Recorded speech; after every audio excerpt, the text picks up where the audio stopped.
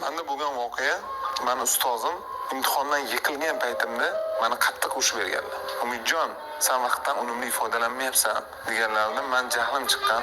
O'shanda ishga ketgan paytlarida menda Excelda ertalab turib to kechqurungacha nima qilishim hammasi taqsimlangan edi. Men u narsani ularga jo'natdim, ustozimga jo'natdim-da, lekin bilasizmi ular nima deb javob berdilar?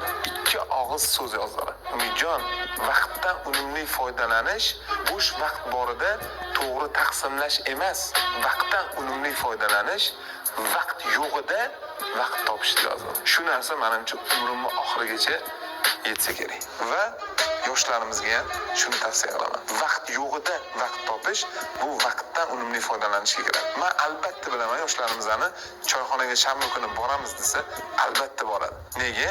Chunki vaqt yo'g'ida vaqt topadi. Qaniydi ilmda, ta'limda ham vaqt yo'g'ida vaqt topishsa. Menda